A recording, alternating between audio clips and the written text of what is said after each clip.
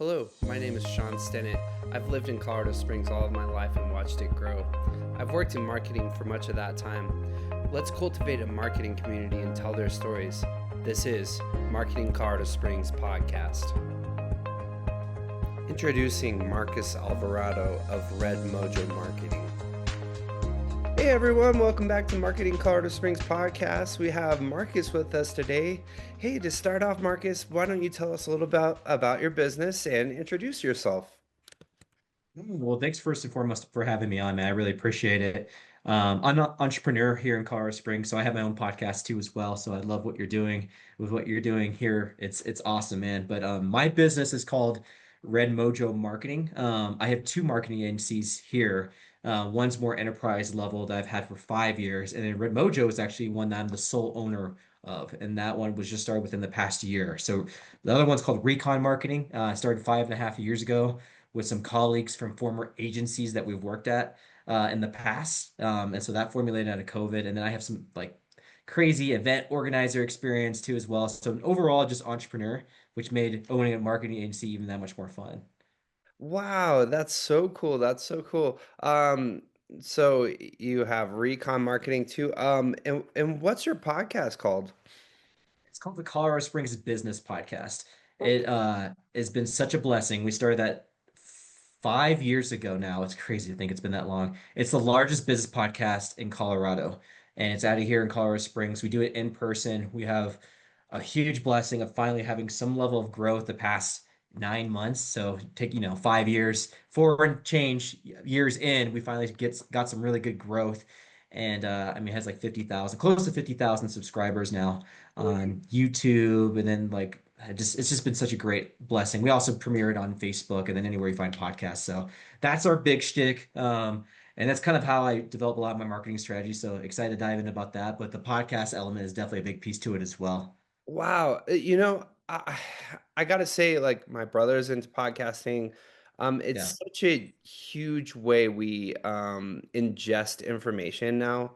I'm a big advocate of it. Obviously, I'm putting one on myself, but like it's it's like it's the new way people like absorb information now. Why do you think that is? Like what's happening to us societally that we consume information like this now? Have you heard of the Google 711 floor rule? Have you heard of that rule yet?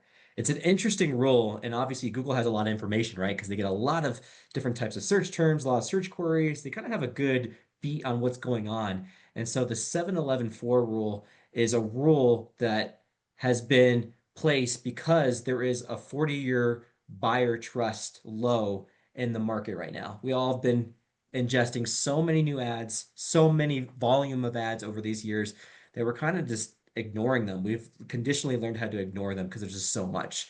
So what they have found is that the average business, in order for a customer to become from a stranger to a customer, you have to ingest around 7 hours of content from that business. I'm talking local plumbers, I'm talking electricians, any brand. You have to digest around 7 hours of content from that brand. And again, these are strangers in order to become a customer. So that's the seven.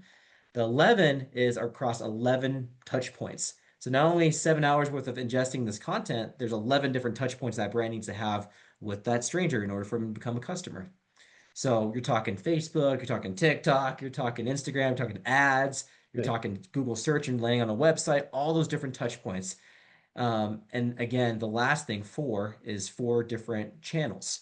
So what they found again is 7 hours of digesting your content across 11 different touch points and across four different channels, like a Facebook, a website, Instagram, all those different ones, four different. And this is on average for a stranger to become a customer. So what we have found, obviously with podcasts, their long form interviews is one, it helps pull the person behind the brand up front so that people can trust who is the person behind the brand, right? They want to get to know you. They buy you over your Yeah. brand oftentimes. And Yeah. so, I mean, what better way to do that than to digest an hour-long podcast talking to somebody, getting to really know the person, right? That goes into those 7 hours, right? And it Yeah. really helps with the authenticity for people to trust you. and get to know you. You know, sometimes personalities don't mesh up. At least they know who you are probably after that much time digesting your information. So I think Right. that's kind of been a direct correlation of buyer trust is going like this, and then also getting to know people and people putting out content going like this. So, um, yeah, I think it's super interesting. And I think that's probably why the rise of podcasts has been such a big one.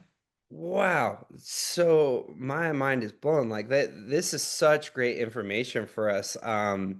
Especially all of us marketing minded people, because we really got to rethink things, is what you're telling me. I mean, some of the tried and true methods, even just like, I mean, for me, maybe I'm a dinosaur, but social media is kind of a new thing, right? Like, but now what you're saying is like, we're kind of getting glossed over by that. And at least like, just like, oh, here's my business flag. Like, come come call me, come stop by, come do whatever, visit my website or whatever. And Yeah. even websites, it's like, okay, well, you've got to do a lot more than that. And I love what you're saying here. And yeah, that's kind of what I've been tapping into too, is with this marketing podcast. Is like, okay, well, let's get so much more than just a light handshake with all of these awesome businesses in marketing that I am getting to know here. Let's like really learn who Marcus is, let's really learn who Madeline Costa is, and all these awesome people that I've learned, that I've met along the way. So yeah, with that, we're kind of talking off script here, but I'd love to know, just as a side note, I love origin stories. Where did the name Red Mojo come from? Yeah, it's an interesting story. So, Red Mojo comes from a previous company that I owned called Paint It Red Marketing. Paint It Red Marketing was started like 13 years ago. Hmm. And what I found was is that for one, I've been here for a long time here in Colorado Springs. I went to business school here at UCCS locally, graduated 11 years ago. Great school, great connections. And what I found out at business school was that I was getting connected with a lot of great creatives, right? You got like the videographers, the photographers, the natural marketers, the designers, the web designers, all these different people, amazing people. And what I found, the one thing that I had that I wanted to share with those folks is I knew how to sell and kind of do the business side of things. And I did have that creative aspect, but I wasn't as talented as those people. So Paint It Red was a company that kind of united the creatives and helped them package their stuff up and sell it to businesses. And that was kind of the happy medium for me. And Mhm. red's my favorite color. It again, if you ever look into the color red, it's just a bold, kind of passionate, um, be the first one to step up in line kind of color personality. And so it's been my favorite color since as long as I can remember. I think my personality, if I had a color, would be red. Mm. And so I love that, like paint it red, stand out. And so when I was going to create another marketing agency a year ago for Red Mojo, I was like, man, well, I love Paint It Red. That was the first business that kind of I had to close up. I Ah, wanted to revive it, so I went ahead and renamed it Red Mojo. And again, Mojo, right? We know what Mojo is. If you have right. a spark in something creatively to push yourself forward and to have get your mojo back like they do in Austin Powers, right? I I just was about always to love say, that name. Really fun play yeah, on words. baby, Red yeah. Mojo. Yeah, for sure. Yeah, baby, yeah! So that's kind of how it came to be. And like Paint It Red, I mean, was around for a long time. It was also my brand to help put together events. So again, it kind of goes with the whole manifesto that I stand by for do things that stand out, do things that are creative, but be your authentic self, but be Uh-huh. bold with it is Uh-huh. really, the whole principle behind it. Nice, nice. I love it. All of that, all of that. So cool.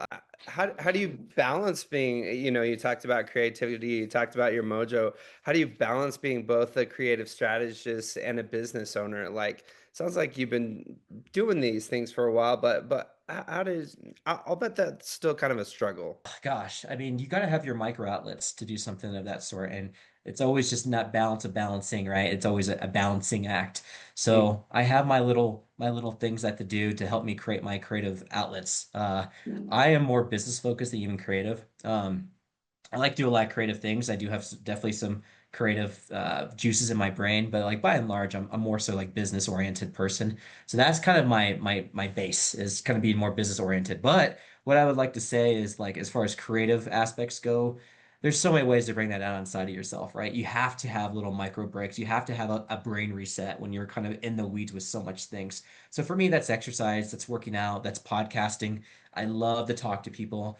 I was one of those kids that was raised around a bar scene, which is interesting, right? You wouldn't think Yeah. that would help too much in your professional setting, but it did. It helped me learn how to talk to people from all stripes of life, white collar, blue collar, everything in between.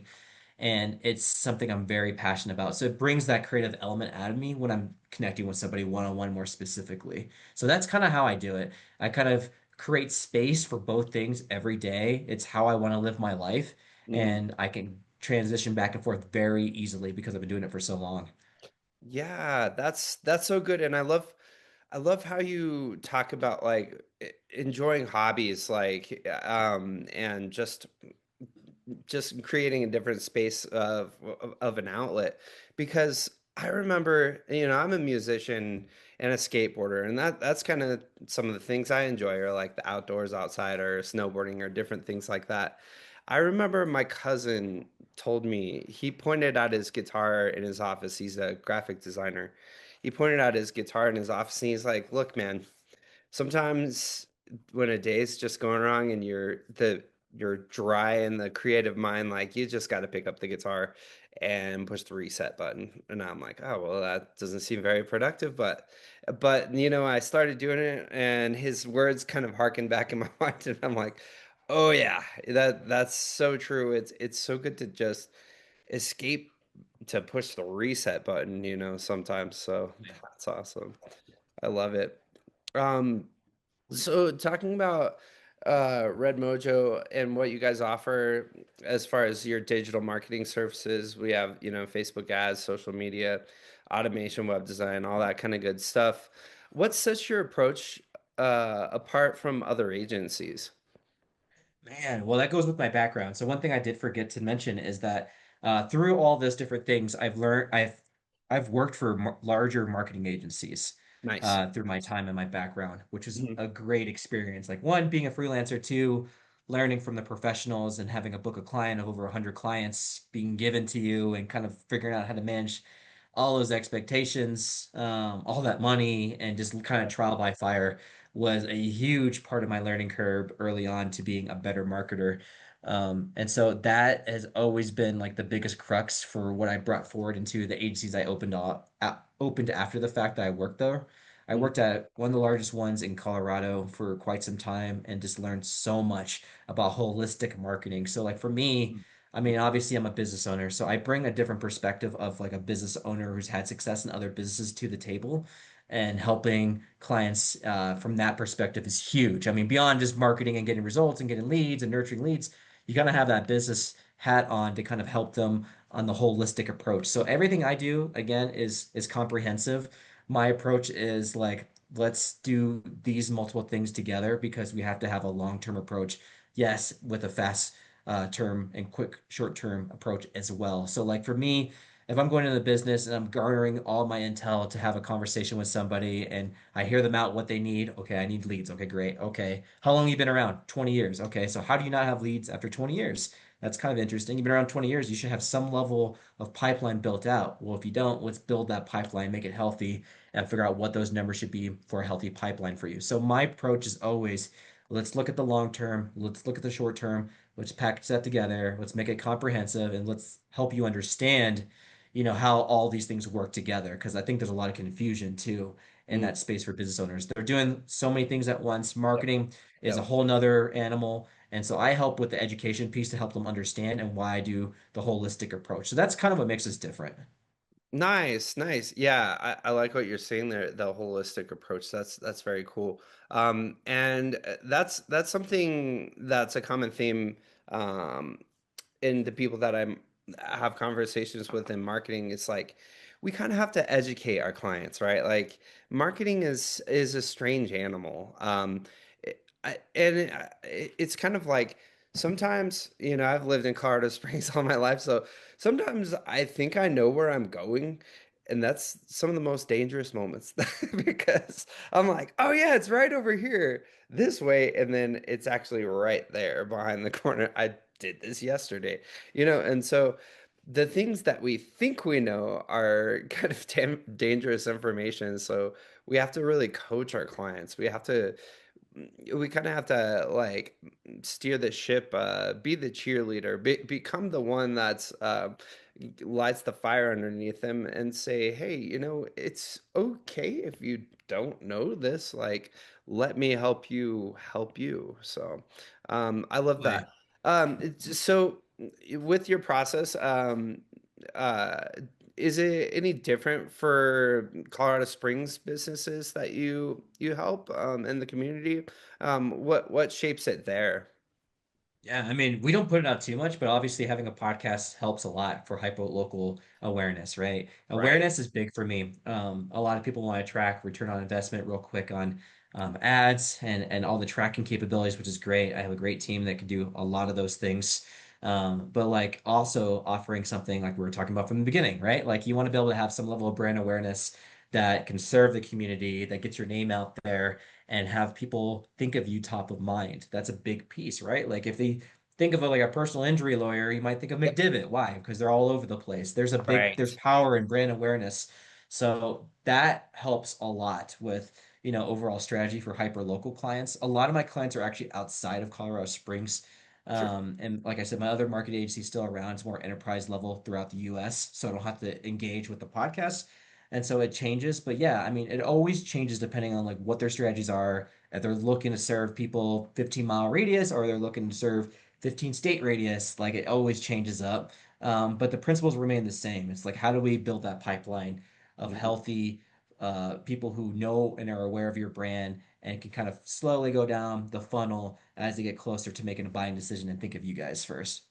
Yeah, that's great. That's great. And I love what you said there too. Like, you said McDivitt and 100 local businesses come flooding into my mind. And it's like, yeah, you've got to really make yourself known. And, obviously easier said than done. And, there's a lot behind what McDivitt has been. I mean, shoot, I think I remember seeing like again, I've lived here all my life. I think I remember seeing Mike McDivitt ads when I was like a little kid. So, It's crazy. and his brand shaped a lot. It's, he used to be like, forgive me, Mike, like a balding attorney with these dorky commercials on, but now his brand is much more robust. They've even adapted like a mascot and some catchy taglines in between, and I'm sure they've had like awesome marketing firms behind them. Their branding specifically, like that's what stands out for me too. I'm a big branding guy, so. But anyway, yeah. So on a local level, that's just fun to think about all the local businesses. Definitely. Um, but can you think of I'd love to hear a success story where your digital campaigns, perhaps through Facebook ads or wherever, deeply impacted client growth or conversions. I'd love to hear one of those stories. We'll get started about this weekend. I Yeah. mean, that's just a recent client that's done amazing and it's been awesome.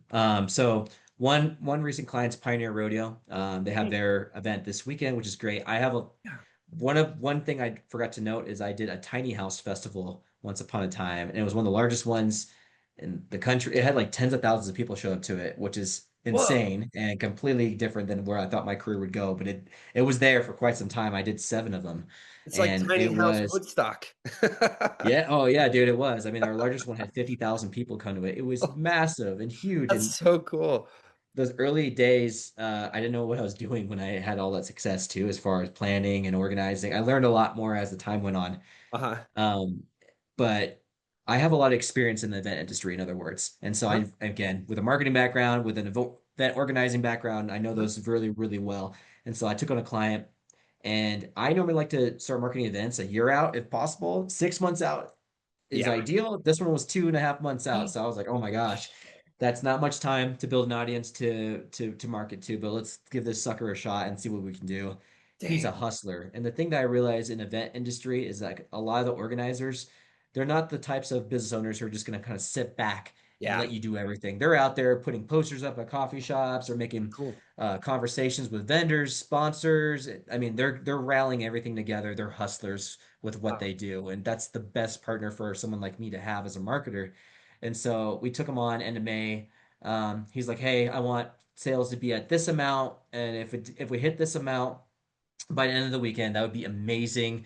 And I'm leaning on you, Marcus, with your experience to kind of get us there. And I'm like, I don't know if I can get you there this year for sure because I don't have a lot of time, but Right. I'm gonna try Pressure, my best. bro. Yeah, and events are crazy, right? There's so many variables outside your control, weather, all these different things. Yeah. And so we started with our strategy and we had some decent assets to kind of use on the Facebook side of things, which is usually what I is like the tip of the spear for me for for events specifically is Facebook Yeah. ads. And then so what we did is we had a strategy specifically around their event page on Facebook. Yeah. And we got a lot of people to either say they're going, they're interested, they're not going, the whole event page thing. And a lot of people really early on, we got a really good cost per event response down pretty low. We started to get thousands of people saying either interested or going. We retargeted that list of folks and built a list off that for lookalikes. And we have, long story short, have had numbers. Today's the first day of the rodeo, but they've never had this amount of tickets sold ever in their history, which is amazing because we think the biggest ticket sales are probably today, tomorrow, and Sunday because Right. that's the event days. Yeah. So huge success. I mean, I could not have even predicted that. Like I told him before, I was like, it's not looking good when we're 2.5 months out, but let's give it our best shot. And so that's what we're doing. That's a recent case study that's done just super great. And I've had some other marketing partners who've helped me with that, which has been great too, and explore different tactics, even on the marketing side for me. And it's been super fruitful. So yeah, man, it's been such a blessing. I'm over the moon about it. So that's definitely a recent one that's done really well with our services, which is great. Oh man, Marcus, I'm so excited for you. Like that, I get chills, I get goosebumps. I'm like, woo woo. I'm singing your tune. That's so cool. Yeah, I man. yeah. So I'm in, like I said, I'm a musician and stuff, and I'm in a band. We just did like a little festival over the weekend for local bands, and it wasn't anything crazy, but we had like a couple of hundred people out in a Oh, field that's talking, awesome. So like Yeah. I love this kind of stuff too. It's more of a passion project for me, obviously. But like, man, how cool is that to be like, all right, we're gonna give it a good old college try and see what happens. Like, oh man, this is the biggest one yet. Thank you so much. Yeah. And I love how Like, your event or the owner guy, what's his name? If we can his find name's Jay Dial. Yeah, Jay Jay. Dial. He's the owner of the Pioneer Rodeo. Freaking great guy out there hustling, getting sponsors, vendors, just doing all the right things that you need to be doing, and not letting the ads just serve you and do all the heavy lifting. He's out there. I mean, he's spending money on the ads, and he's also out there hustling. And that's what you need to do for events. I So love so that. cool. Like as as a consumer, I would say that if you're like, oh yeah, what? Tell me more about this rodeo. Oh yeah, I'm the CEO of this thing. Like you're the CEO, and you're sitting here talking to me in a coffee shop. Like how cool is that? Like you're hanging the poster. Like to me, like humility goes such a long way. And just like if you can be the guy and like not just be there sitting behind a desk, like that's so huge. So man, what a cool thing. I'm so excited for you. I Thanks, actually have a man. friend that's going. I might have to pop in there. Yeah, I'm gonna have to see. Got a couple other things going on, but super cool. I'm so excited for you, man. So yeah, that's a great success story. Um, but moving into our own region, so do you see any untapped opportunities for local digital marketing innovations in our region? Like, is there something that somebody's not doing? I mean, maybe like somebody would already be tapping into that if they knew, but what do you think from your mind's eye? That's a great question. That's a question we ask on our show all the time on our Really? podcast of like what can we be doing better? And for me, it's like Colorado Springs has traditionally been, and you've been here your whole life, so you can test to this better than me, but it's been a city of like pocketed different areas, and those areas don't normally go into the other areas. Like you got Northgate, they got everything they need now up there, plus some. You got Powers Corridor, they got Yep. everything they need, plus some. You got the Yep. West Side, they Yep. got everything they need. You got like South and downtownish area, they got their.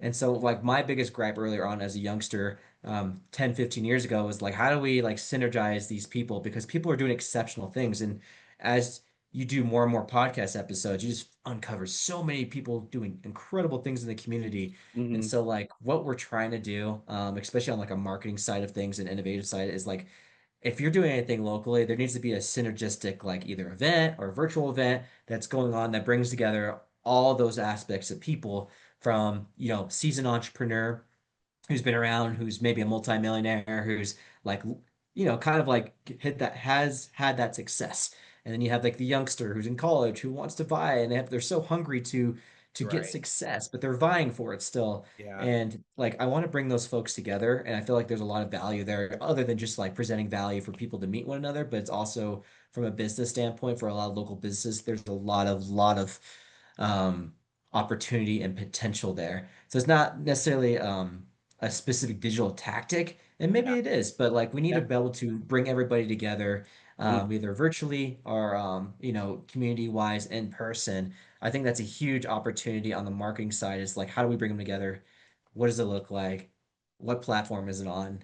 And every major city has to make that leap to become a major city, and I think we're crux to have that happen for our city.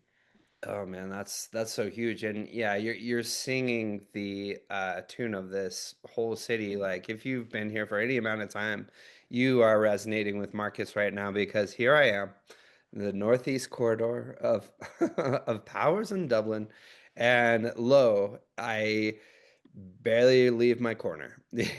Like my kids go to school here. I work, I work from home. I barely I barely leave. And it's just like, well, why is that? Like why am I not just driving 15, 20 minutes to downtown to do cool stuff to go to the rodeo there's I had Katie Houston on last week. She's with Springs Mag, and there was an awesome event going on at Vinatucci Farms.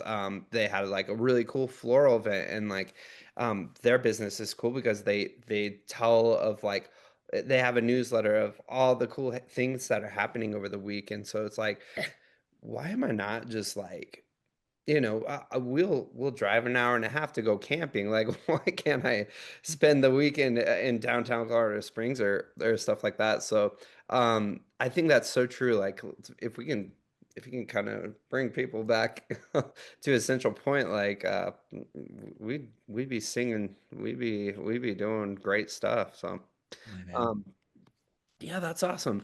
So, moving forward into the future with Red Mojo, how do you guys stay agile and ahead of the latest tools and consumer behaviors? It seems like you have a good edge in an idea and anticipation of like where to go and where your next step is. It's like you're always thinking three steps ahead, or what's your framework of mind there?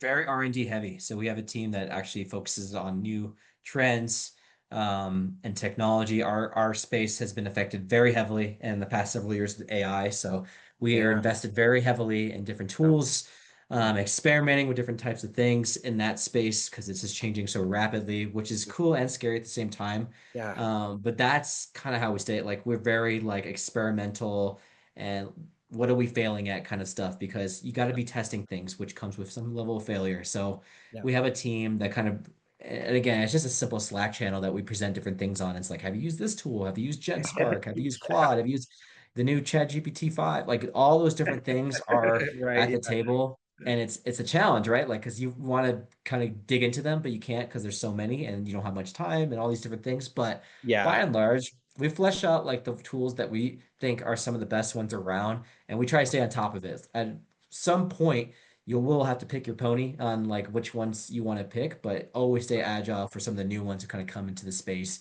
and stir up some things. So we kind of have that balance there. Uh-huh. One thing to note too is a lot of my team is overseas. I'm sharing your website because we're talking about technology and like the movement and like some of the design trends. I mean, like this, you see all of this coming in. These guys are practicing what they preach. Like their stuff looks good, and so yeah. Sorry, please continue. Appreciate I that. probably knocked you off your horse. But yeah. No, no worries, Sean. That's great, man.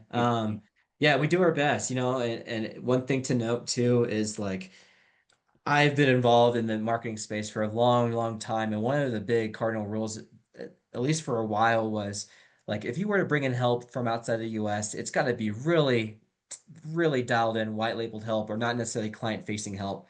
But what I've found over the past 2 or 3 years is a lot of help outside the US, even in India, even in Pakistan, has really, really evolved and has been to a level of which that a lot of my help is from overseas, not only from overseas, they're also client facing, and my clients love them, and we've Yeah. developed real good connections with our clients. So like one of the things that we've done as a team is really gotten dialed in how we vet our workforce from overseas, but it's really been a beautiful thing to see kind of transition in this new market of like these people are completely adapted to Western culture in Mm. order to be client facing, and it's been an amazing thing to watch. And some of them are some of my closest friends now, which is Right. insane. That is that is probably one of the biggest surprises during this conversation. I would not have thought you would tell me that. That is something very well may look into because I'll be real honest with you, Marcus. I get a lot of white label opportunity calls, and maybe those aren't the people to tap into, but this is great stuff. Like, roar. So if they're delivering a product like this, well, maybe we ought to chat. But yeah, um, too cool. Yeah, totally, man. It's again, I get lucky and I'm blessed to have some that I mean, I would say still a good majority of them aren't probably the best, but Yeah, right. if your vetting process is good, then you'll find some that are amazing. Yeah. One of them is like one of my best friends, and like one of the cool stories is like he was starting his agency. I think he was like 2 years in. I was just starting Red Mojo, so I was like, technically, you're going to be starting with an agency that's younger than your agency, and your agency's not too old. And Yeah. we've just over the past 12 months have just been able to build our agencies and just tripled our book size of clients together. And he's been able to kind of hire in his back end of team, and like it's gotten better and better and better and better. And I mean, just support everything that I need. And it's just been unbelievable. In fact, I tell my clients like who they're working with and what we're doing all the time, and they have no problem with it because they get to talk to them and they understand now the transparency's there of who we work with, what we do, and it's all white label. So it's been awesome. More power to you. I mean, if it ain't broke, don't fix it. And I mean, it not only is it not broke, it's a Ferrari taking you to um, all over Europe and the Autobahn. So, like, For I'd sure. say I'd say go for it. I have very strange metaphors when I talk on this. And my mind works. You're a creative person. You know how it is. But Oh yeah. okay. So before I derailed you though, we started to talk about AI, and it's like the big scary tool that's not scary, but it is scary. But like, and then Chat GPT 5, it's changing all the time. Like, what's your suggestion to maybe other market agencies or like um just like small businesses like hey, don't be afraid, tap into this or maybe stay away from this, like in a nutshell, what's some of your idea? One of the things that I always tell people first and foremost is you have to if especially if you're young, you Yeah. have to get really dialed in on using and being affluent with AI technology because it's just one of those things where prompting these tools is a skill and it's Yeah. a skill you have to exercise every single day. So So good. I've already seen the gap of those who are kind of very affluent in using these tools versus those who kind of just use it for basic things. And so my biggest piece of advice to business owners included, especially if they're younger, 30s, 40s, Yep. even 50s, like use these tools Yeah. every day. And you'll find that you are easily adopting these new iterations like a Chat GPT 5 or these, like Yeah. that's how you stay on top of it. Use it every day. Use it whenever makes you feel comfortable, Yep. whether it's like ordering an Uber ordering your groceries or prompting a meeting agenda. We use it for our show notes for our podcast. Yeah. So we have all these different things incorporated in this technology, but the biggest key piece is to absolutely become a fluent in it and prompting it because there's so many possibilities and it's only going to get better and it's only going to get more complex. So up your skills as its abilities go up and you'll be perfectly fine. If you don't, you'll probably be left behind, especially if you're younger. So if you want to kind of keep into what you're doing in your industry, like you have to use it. It's just like one of those things like using the internet back in 99, early 2000s. Like you have to get used to using this stuff because it's not going anywhere. That's so true. Like, and you know, like I keep aging myself, but like back in the day, we were scared of like designers were scared of the computer. They were scared of things like Photoshop. Animators like Disney were scared of the computer. And it's like, no, your wrist is not going anywhere. Like your tactile skill is not going anywhere. It's just metamorphosizing. It's changing. Um, and so I think that's so good. Like, hey, a key thing that we just said over and over again is it's a tool. It's here to help you. It's bolstering productivity. It's changing the industry around us, and it's kind of like social media. If you don't use it, your business is getting left behind. So get with the times, people. Well, I am kind of running out of time, and I'm so sad, Marcus, because this is such a great talk. I might have to have you on again. Like, it's so great to meet you, man. And everybody go to the event this weekend. I'm so sorry. Is the Pioneer Pioneer Rodeo? Rodeo. Pioneer Yes, Rodeo? sir. PioneerRodeo.com. That's Yeah, it. yeah. Be sure to check out redmojomarketing.com and Colorado Springs Business Podcast. Thank you for joining us. Remember, we're trending upward, Colorado Springs.